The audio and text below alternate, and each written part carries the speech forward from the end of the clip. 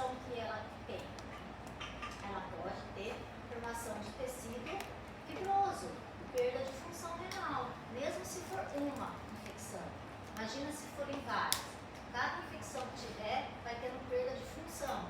E isso, ao longo do tempo, você vai ter danos, e esses danos são danos permanentes, que você vai ter crescimento renal que é insatisfatório, você pode ter infecções recorrentes, esse paciente ele pode evoluir para hipertensão sistêmica de uma forma precoce e até perda de função renal, tendo que fazer diálise e transplantar.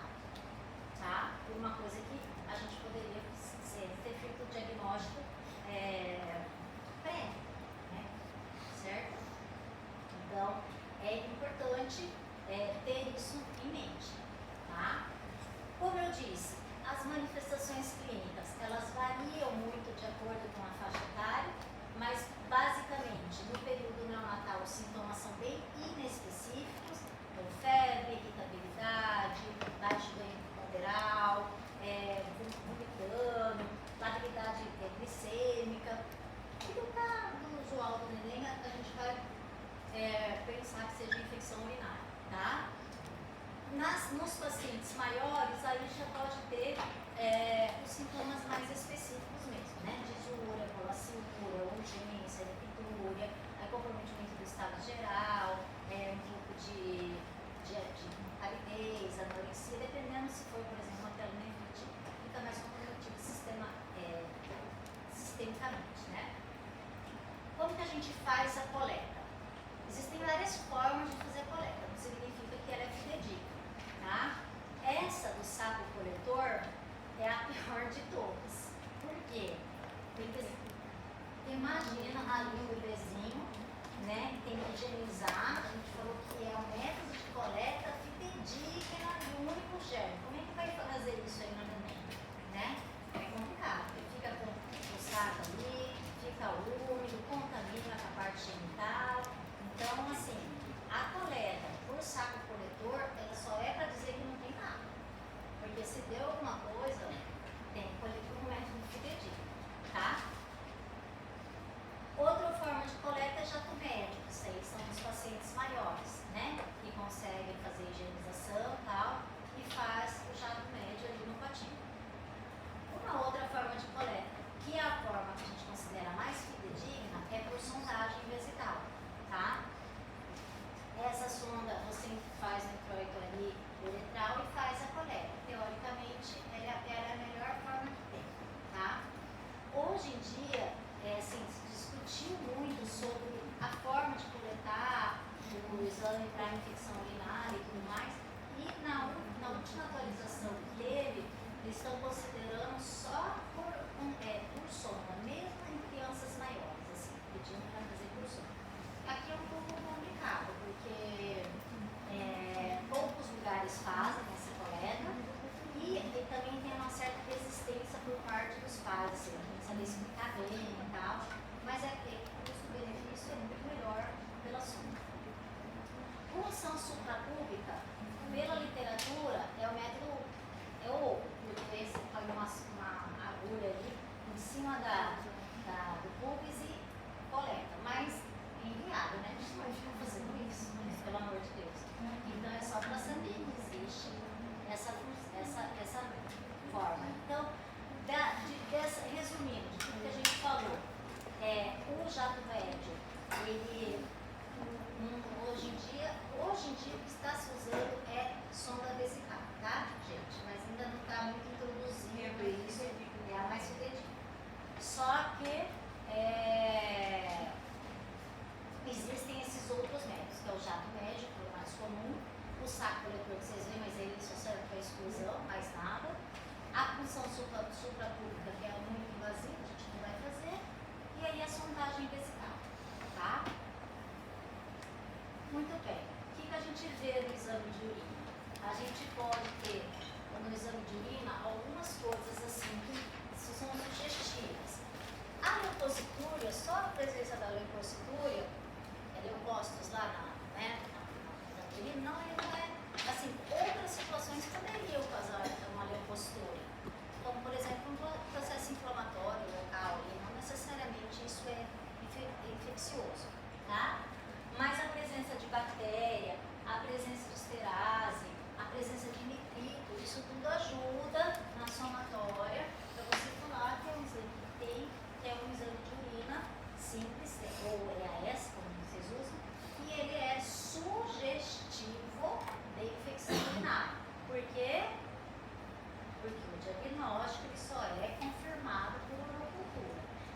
exame de simples de urina, ele nunca vai confirmar. Sempre que tiver suspeita, vai coletar os dois, urina simples e pura.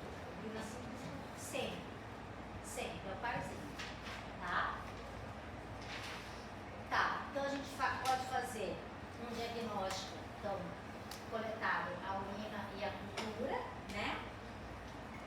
A gente pode depois fazer um exame de imagem nesse paciente, que a princípio, quando o paciente está com suspeita de infecção urinária, né?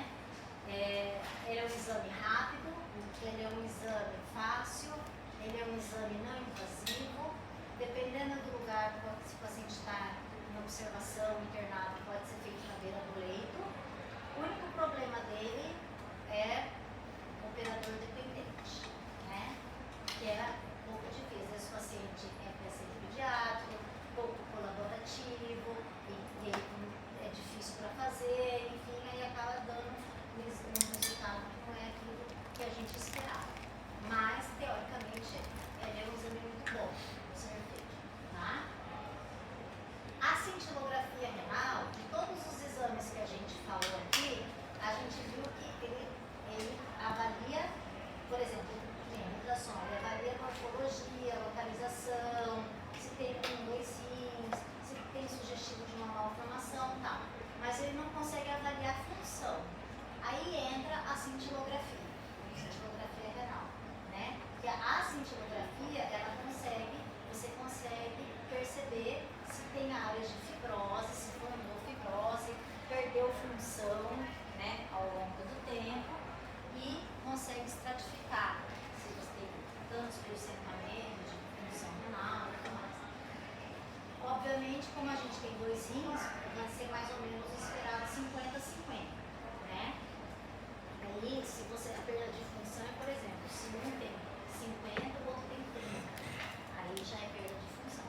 E se a criança tiver repetidas vezes, reiteradas vezes infecções, pode ir perdendo até o ponto de fazer perda de tudo. Perder mesmo. Ir para diálise. Outro exame que a gente faz bastante na prática clínica é na suspeita de malformação, é a uretrocistografia miccional. Vocês já ouviram falar?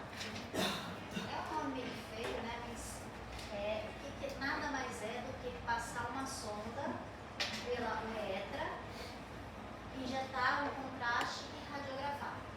Tá? Teoricamente, onde tem que ficar o xixi? Na bexiga. Então, se você consegue fazer a avaliação da uretra, se tem aquela válvula aqui, e você consegue avaliar a bexiga, bota mais a bexiga aqui, e você consegue ver se tem refluxo também aqui, tá? Aqui é um refluxo bem importante. Essa é uma incidência AP e essa é uma incidência em perfil, tá? Tem que ter um preparo aqui, no caso, a criança não pode ter infecção de jeito nenhum, porque a gente vai passar uma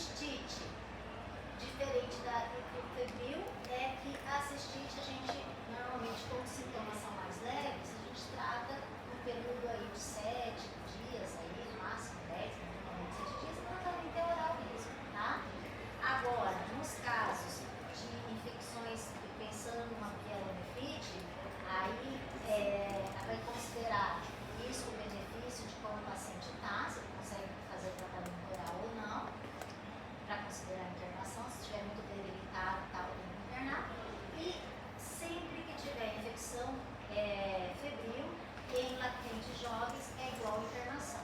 Aí não tem jeito, tá? Bebezinhos, recém-nascidos, tem que fazer endovenoso, tá bom? Dá pra fazer oral. Tem uma gama de antibióticos aí que a gente pode utilizar para tratamento, tá? E com relação à profilaxia, também tem vários que a gente pode utilizar. Varia muito do germe que a gente tem, da localidade e tudo mais. Atualmente a gente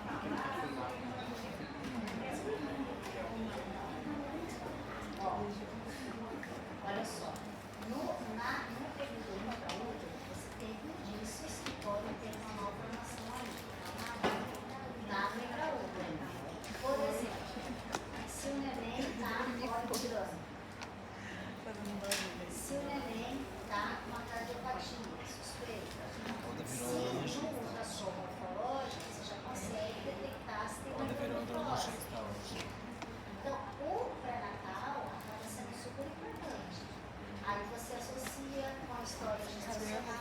É, eu tenho que mandar mesmo. Eu compreendi isso. Tava assistindo filme. Leve a pensar nesse Tá tendo uma vidinha Tô de essa fé. semana. Eu também tô assistindo todas as séries, que eu falei, cara, a partir de 1º de junho eu não vou ver televisão, igual eu fiz agora também necessidade. Eu falei, cara, eu só vou ser estudante depois do meu TCC. Antes disso eu vou ficar vendo filmes. É amanhã? É amanhã, sabe? É. Verdade. Você não foi Verdade. convidada. Hã? dúvidas. Ah, Ela veio no tempo. dá uma passada. Não, você não foi convidada. Carol, me rápido.